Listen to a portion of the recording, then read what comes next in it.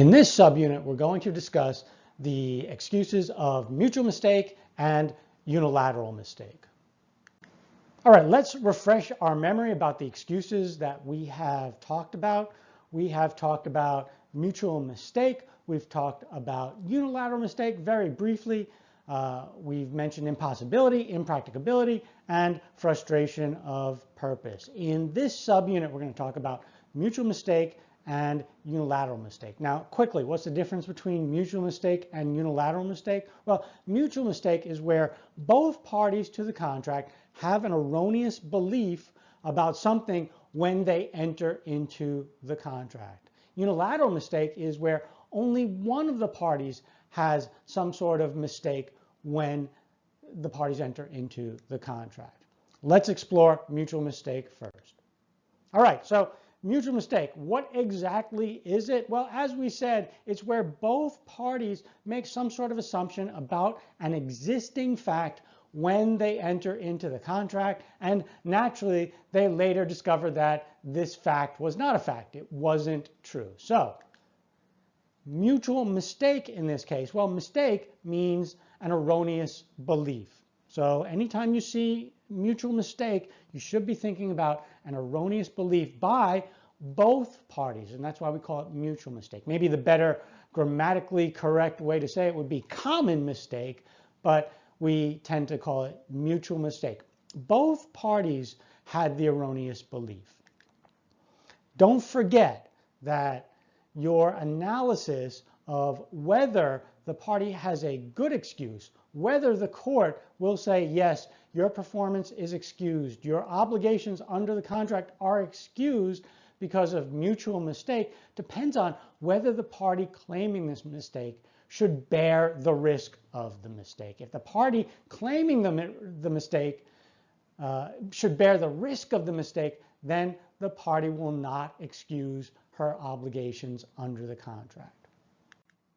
Okay, let's introduce the common law rule for mutual mistake. So both parties share a common mistake, or remember, mistake means an erroneous belief about a basic assumption underlying the contract that has a material effect on the contract, and the party claiming the excuse of mistake did not bear the risk of the mistake, did not bear the risk of the erroneous belief. Let's go through a few fact patterns to help us round out our knowledge of these elements. Let's flesh out our knowledge of the rule and its elements by looking at a fact pattern. It's a fact pattern we've seen before. Bob promises to sell a famous painting to Mary for $200,000. Before the parties consummate the transaction, they learn that the painting is a forgery. So, is there a good claim for mutual mistake? Well, did both parties share a common mistake? Yes, they did. Both parties believed. Remember, mistake in this case means an erroneous belief. Both parties erroneously believed that this painting was a famous painting. It was a basic assumption underlying the contract. How can we tell that it was a basic assumption underlying the contract? Well, the price, $200,000. That's typically a price you would pay for a famous painting and not a forgery. Does it have a material effect on the contract? Well, yes, it does. A forgery is worth nothing or very little, and our famous painting is worth at least $200,000.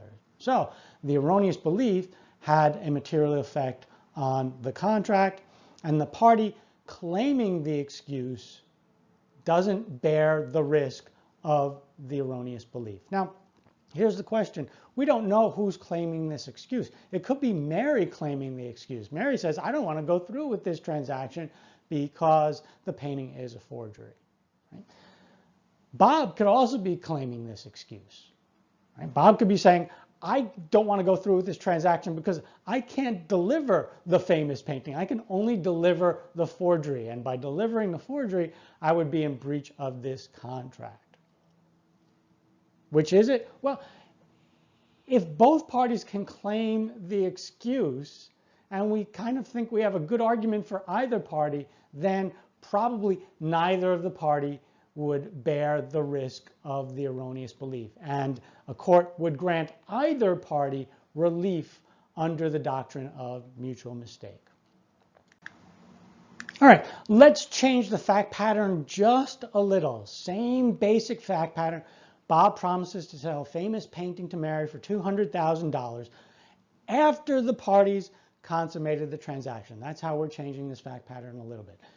After the parties have actually consummated the transaction, Bob has delivered the painting to Mary, and Mary has paid for the painting.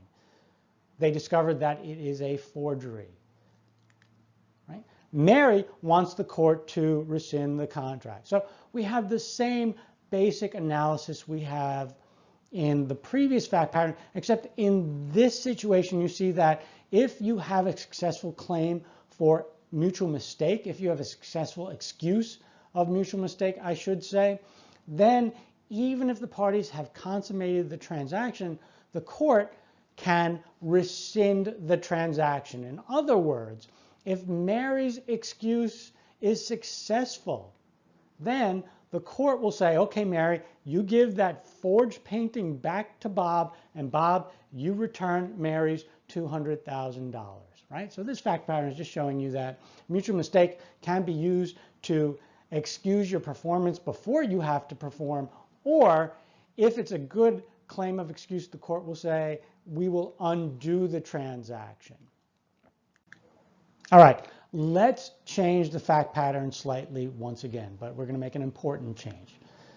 This time, Bob promises once again to sell a famous painting to Mary, but when they enter into the contract, there is some doubt about whether the painting is authentic or whether it is a forgery. If it is an authentic, famous painting, it's worth about $1 million. If it's not, it's worth $0. The parties agreed to a price of $200,000.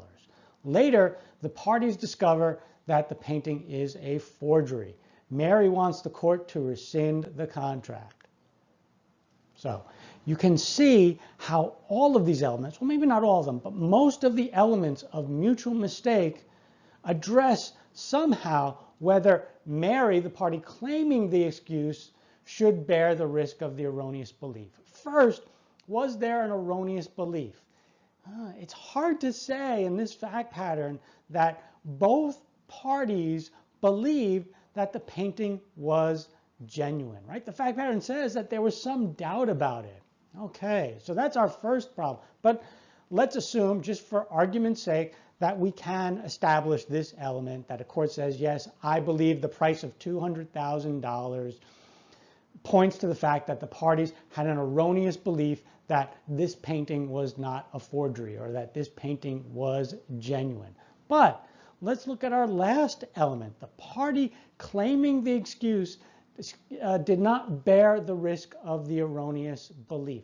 I think we have a good argument here that Mary should bear the risk of the erroneous belief. Why? Well, look at the pricing of it. When Mary entered into this contract, she knew the risk. She knew there was a risk that the painting was not authentic. And she paid less, significantly less, because of that risk. It looks like that Mary, because she paid a discounted price based on the risk, that she should bear the risk that the painting is not authentic. Let's look at a new fact pattern. Bob hires Mary to dig a well for $2,000. 10 feet down, Mary runs into hard rock. She was not expecting to run into hard rock. It would cost her more than 4 times the original cost to get through the hard rock and dig the well. Does Mary have a good excuse under mutual mistake? Well, remember, what we're trying to explore here is whether Mary should bear the risk of the erroneous belief. And let's see how the elements might help us discern whether Mary should bear the risk. Let's first look at our first element. Did both parties share a common mistake? Well, let's look at what the mistake is. The erroneous belief is that we would not run into hard rock. Or we could say the erroneous belief is that we would just have soft dirt all the way down. But we didn't. 10 feet down, we ran into hard rock. So if I'm a Mary, I'm saying, based on the price of the contract, we both had the basic assumption that it would just be soft dirt. And Bob would argue, listen, I had no assumption about what would be down there, right? I'm not a well digger. I just hired you to dig the well. You should know whether there is hard rock down there or whether there is dirt down there. That risk is on you. Now, where should the risk lie in this transaction? Should Mary bear the risk because of her expertise that there is something down there besides soft dirt? Well, I think we would need to call an expert witness to help us determine what Mary should and should not know. But clearly, when we see this type of fact pattern where one party hires an expert, someone has expertise in something, and then they run into some sort of unexpected condition. They had an erroneous belief about what they would run into, and they run into something else. Should that expert, should the person with the expertise, a contractor, or in this case, a well digger, should that person bear the risk of the erroneous belief? All right, let's change pace a little bit and talk about unilateral mistake. Here is a famous fact pattern, and most of the unilateral mistake fact patterns look something like this. So Mary is selling things at a flea market. One of the things she is selling is this nice looking rock. It's a very interesting looking rock. It's very pretty, so she thinks she could get about $20 for it, but she believes that it's just an ordinary rock. Bob sees this rock and he says, you know what? I think that this is a meteorite. So he snaps it up for $20. Turns out that it is a meteorite that's worth about $5,000. Mary somehow finds out about this, and she wants the court to rescind the contract, undo the contract, based on the excuse of unilateral mistake. All right, so here's the breakdown of it. Number one, you spotted that in this case we did not have mutual mistake. Both parties did not have an erroneous belief. Only Mary had an erroneous belief. The law is that Mary is not entitled to relief based on unilateral mistake. You can get relief based on mutual mistake. You can't get relief based on unilateral mistake if that mistake is an erroneous belief. Her better argument might have been failure to disclose. Maybe that wasn't a good argument at all, but remember when we talked about misrepresentation, we talked about this idea that one party might have a duty to disclose, so maybe we can make the argument that Bob had a duty to disclose in this circumstance. I don't think it's a very good argument. I think Mary's argument is going to fail both under unilateral mistake and under the failure to disclose. All right, we just said that when only one party has an erroneous belief, the case of unilateral mistake, that a court will not grant relief. But there are situations where a court might grant relief in the case of unilateral mistake if the mistake is not an erroneous belief, but if the mistake is what I like to call an oops mistake. What is an oops mistake? Well, an oops mistake is some sort of slip up or some sort of mix up, and the other party knew or should have known of the slip up or mix up. So let's just give a brief and easy fact pattern to help us understand the oops mistake.